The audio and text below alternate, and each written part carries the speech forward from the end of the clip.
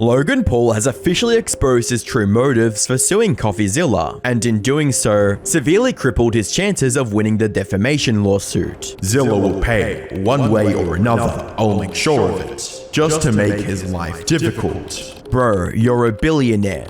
A petty billionaire.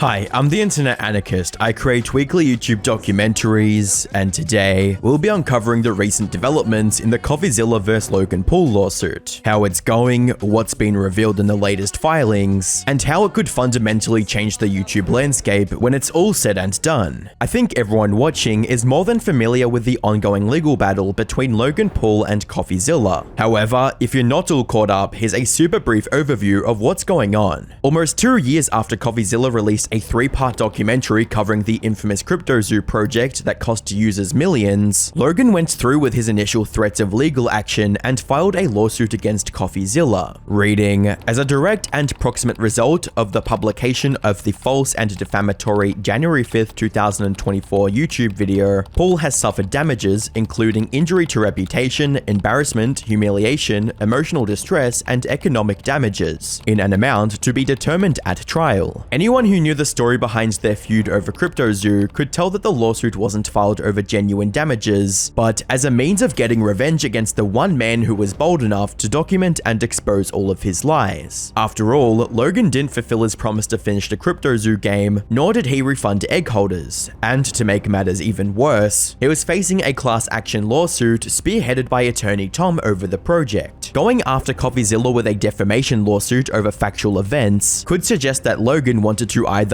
make an example of him, silence him, bankrupt him with legal fees, or all three. While all these factors are at play, examining the case files not only reveals a much more sinister plan from Logan, but also a game-changing move from Coffeezilla that could potentially demolish the lawsuit. To fully understand the lawsuit's progression, we have to know the underlying processes both parties have to go through by law. They include 1. Pleadings, 2. Discovery, 3. Motions, 4. Trial, and 5. Appeals if necessary. For the sake of this video, we'll only be focusing on the discovery process and the motions filed in the case. Regarding discovery, Logan and Coffeezilla are required by the courts to hand over relevant documents, media, and recordings that could help prove or disprove the basis of the lawsuit. To prevent certain private or sensitive information from getting leaked to the public, both parties in the lawsuit agreed to a joint confidentiality order. This means that no matter how damaging the information they find out about Logan,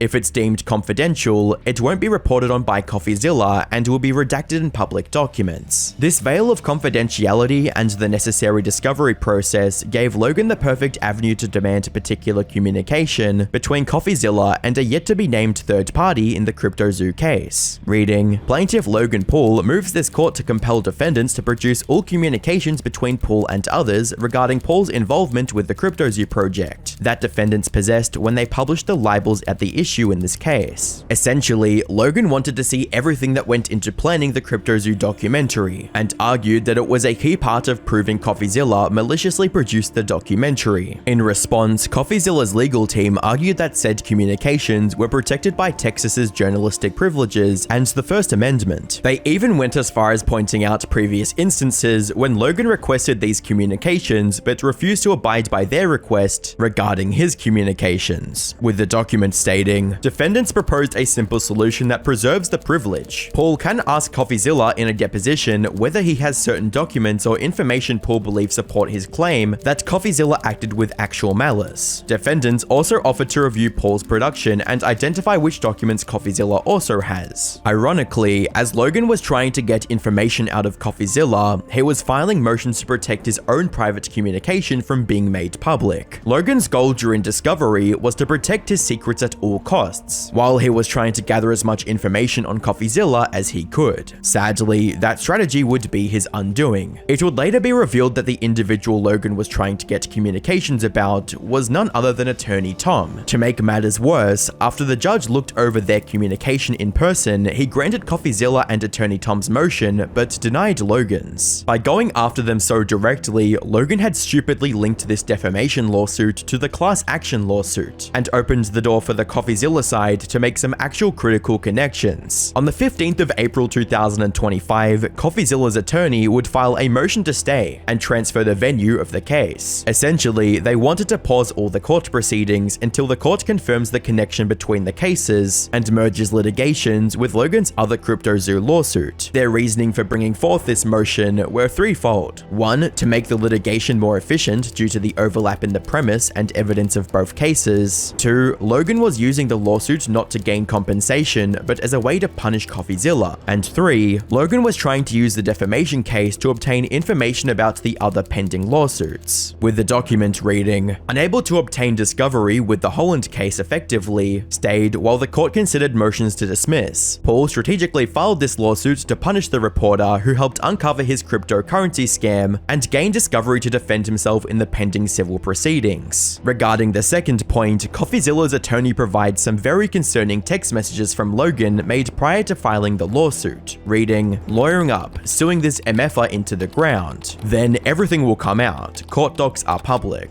As well as, "So everyone will see what happened for better or for worse." Logan obviously didn't take into account how bad things were about to get for him, as the next set of text messages reveal just how devastating Coffeezilla's coverage was, reading, "There's a price to pay. That's the idea. I see the momentum building because the throne is being shook right now," as well as, "Need to shut it down." He even admits the entire purpose of the lawsuit was, quote, "just to make his life difficult." If any of these statements didn't sink his lawsuit, claiming he's a, quote, "petty billionaire," definitely did. These receipts not only wreck Logan's reputation publicly, or at least what was left of it, but also damage the strength of his arguments in court. When you look at how desperately Logan was trying to get information out of Coffeezilla, the connection between the two lawsuits becomes almost impossible to ignore. Both cases rely on the same claims and need to answer the same fundamental question of whether or not Logan scammed CryptoZoo users. Getting information from Coffeezilla was the quickest way he could bolster his legal defense. And when you take into note the timing of the case, Logan's motives become undeniable. In Texas, the state the case was filed, there is a 1-year statute of limitation for defamation claims. Logan didn't file his lawsuit until June 2024, which means he couldn't cite Coffeezilla's original 3-part series and had to go after him for more recent claims. This implies that he wasn't ready or willing to sue Coffeezilla initially, and only found a reason to do so recently. Looking at everything broadly, it seems the reason was the Holland lawsuit. Logan effectively started one lawsuit to end the other, and ended up biting off more than he could chew. Logan's hasty attitude to the case has given Coffeezilla the perfect opportunity to either end the case sooner or have it litigated alongside the more serious class action lawsuit. However, winning isn't Coffeezilla's only concern. Having sufficient funding to ride out the case was also a concern. The process of going through all the necessary documents during the discovery will require tens or hundreds of billable hours from his legal team, and that's if they're just looking over the necessary documents. Knowing Logan, he could prolong the case by flooding Coffeezilla's legal team with unnecessary documents during discovery. To prevent that from happening, Coffeezilla's legal team initially opted for the quicker way to end the case through a settlement in mediation, and was given a deadline of the 26th of June 2025 to conclude it with Logan's side. While a mediator isn't the one to give a final verdict on the case, involving one could speed up the legal process and reduce legal costs for everyone involved. Fortunately, Coffeezilla's side was a more effective way to conclude the case, and one could only hope the judge agrees with them. It goes without saying, but every step of the legal process is expensive, and the more steps Logan adds to the process, the worse it gets for Coffeezilla. At some point, you wonder if Logan is even trying to win the case, or instead going for a game of trying to drain Coffeezilla's bank account. Prolonging the case not only keeps Coffeezilla from reporting about him, but also hurts his biggest critic financially. If Coffeezilla loses or is bankrupted by legal fees, Logan and other crypto scammers would become even more of a problem, and have more confidence to take advantage of their fans. On the other hand, if Coffeezilla wins, his victory wouldn't just extend to the class action lawsuit, but to any journalist that reports on crypto scams. Influencers like Logan Paul would be held accountable, and fans that lost their money would be made whole. Reporting on a wealthier and more litigious influencer wouldn't be viewed as a possibly career-ending move, but as a necessary action. Not to mention the fact that this case will be cited in future lawsuits as case law, and will potentially protect other journalists who might face a similar weaponized lawsuit. Whichever way the case concludes, it will certainly cascade throughout the online online world and dictate how he handles such high-profile scams going forward. When Logan initially filed this lawsuit, he must have assumed it would be a walk in the park, but judging by his recent motion to keep his text messages confidential, it seems he's starting to regret it. With the document reading, it is apparent that those materials have no relevance to the motion or defendant's arguments, and instead were almost certainly filed for the sole and improper purpose of providing defendants with an excuse to advocate for their public disclosure in order to harm and embarrass plaintiff. Logan's ever-expanding ego led him to assume he could get away with robbing his fans and suing Coffeezilla. Unfortunately, that same ego blinded him to just how poorly planned his case was. Now, he's not only facing 2 lawsuits that he's unlikely to win, but is getting his brand torn to pieces publicly and has no one to blame for it except himself.